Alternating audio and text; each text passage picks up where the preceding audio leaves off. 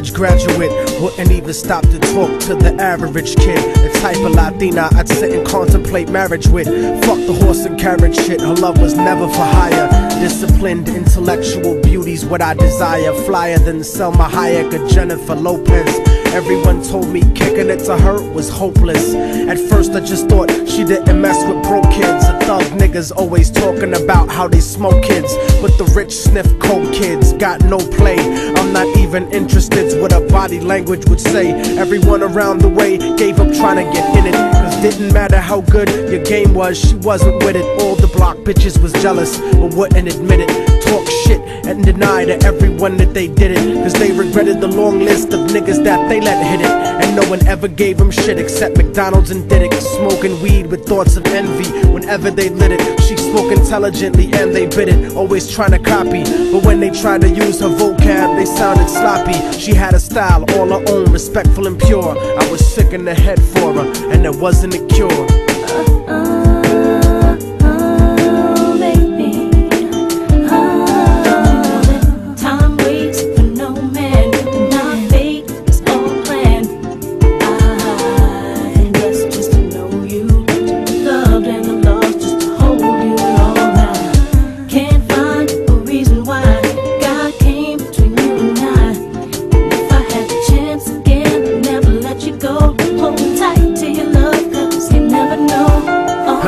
Brown and beautiful, yet empty and sad. I used to talk to her occasionally and she was glad that I wasn't just another nigga trying to get in it. So every now and then we'd stop and talk for a minute. I didn't have a gimmick, so the minutes turned to hours. On her birthday, I gave her a poem with flowers. Then I took her out to dinner after her cousin's baby shower. We talked about power to the people and such. We spent more time together, but it was never enough. I never tried to sneak a touch or even cop a feel. I was too interested in keeping it real, perfectly honest and complete. She would always call me cariño and never technique. Bought me a new book to read every 2 or 3 weeks, forever changing the expression of my thoughts when I speak. It was because of her I even deaded all of my freaks. She convinced me to stop hanging out on the streets, to stop robbing and stealing from people like you. Instead I took her out to the Apollo and the Bronx Zoo, Museo del Barrio and the Metropolitan too. Got to the point where I was either with her or my crew. So I decided one day to tell her my feelings was true. I couldn't live without her, so I told her face of my fears. But honey's only response was a face full of tears.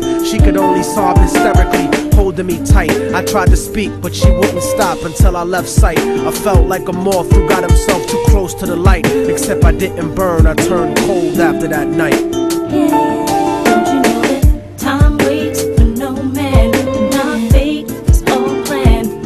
I'm blessed just to know you, to be loved and I'm lost just to hold you all I can't find a reason why God came between you and I.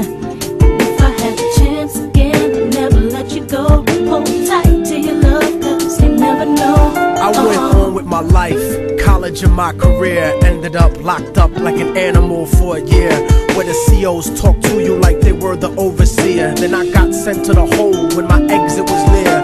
At night in my cell, I'd close my eyes and I'd see her, hold her close in my dreams. But when I woke, she disappeared, just an empty cell until the state gave me parole. In the summer, came back intact and on track.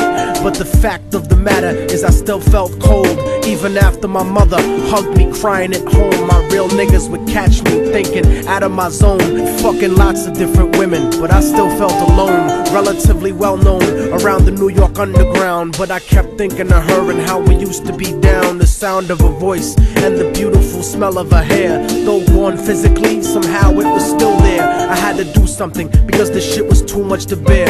So I went and visited the building where she used to live. The world looks a lot different after you do a bid. Your way of life done changed, while primitive minds are still stuck in the same game. Like her cousin who was on the corner slinging cocaine, stepped in the lobby and tapped the button next to her last name. Her mom buzzed me up and hugged me up like a mother order, but her facial expression changed when I asked about her daughter. No man, and our fate is all planned. I'm blessed just to know you, to be loved and I'm lost just to hold you all I can't find a reason why God came between you and I. If I had the chance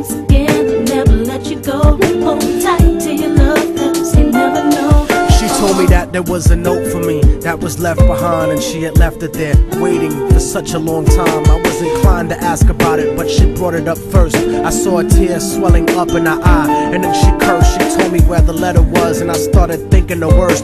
Reversed my position, stepped over and opened the door, and sure enough, there was an envelope with my name on the floor. Nobody loves you more than me, cariño's what the letter said. By the time you get to read this, I'll probably be dead. But when you left in 97, a part of me went to heaven. I thank God at least I got to know what love really was.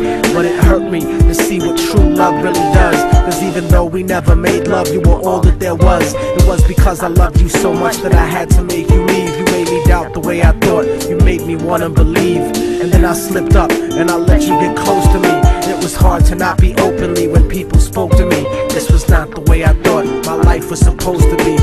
Baby, don't you see, I had a blood transfusion that left me with HIV. Hope didn't exist for me since late in 1993. I died a virgin, I wish I could have given myself to you. I cried in the hospital cause there was no one else but you. Promise that you'll meet me in paradise inevitably. No matter what, I'll keep your love forever with me. What happened for the rest of the day is still a blur, but I remember wishing that I was dead instead of her. She was buried on August 3rd. The story ends without a sequel, and now you know our technique. Don't fucking fall in love with people. Hold the person that you love closely if they're next to you. The one you love, not the person that simply has sex with you. Appreciate them to the fullest extent, and then beyond, cause you never really know what you got until it's gone.